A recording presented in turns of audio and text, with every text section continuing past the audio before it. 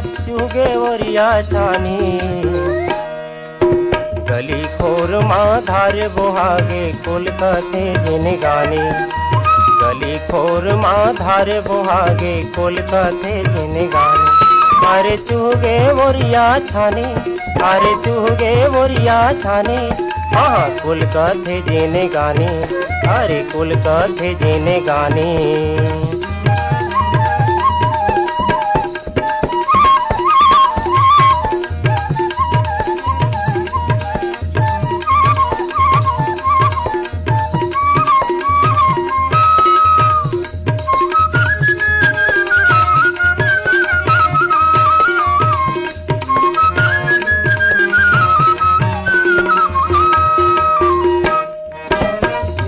चुबुक डबरा खुचका छल के नावा थरिया।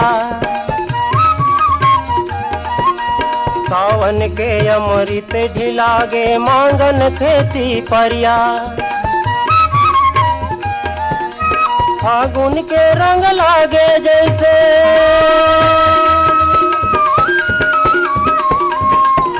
फागुन के रंग लागे जैसे हाथ खदर छानी। गली खोर माँ धारे बोहागे कुल कथे जिन गाने।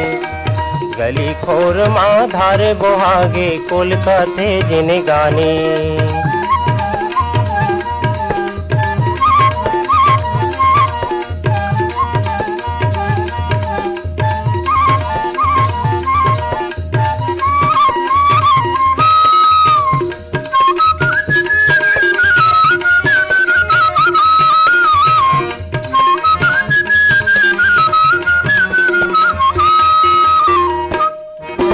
गली खोर ले का मन बांधे ए पुधरी के सगरी।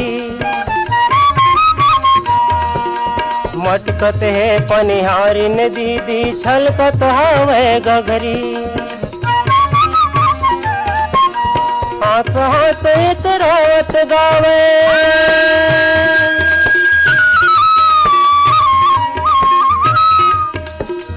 हाथ हाथ इतरावत गावे दरिया रानी। गली खोर माँ धारे बोहागे कुल कथे जिन गानी। गली खोर माँ धारे बोहागे कुल कथे जिन गानी।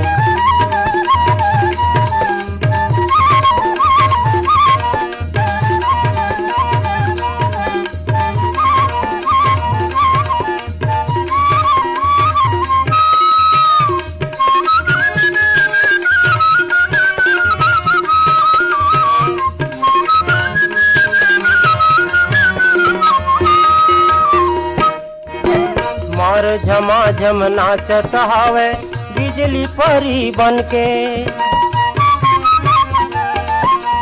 पुरवाही गीत जिगुर गावे बादर बाजा धड़के। लहरा के लहर गे कलगी,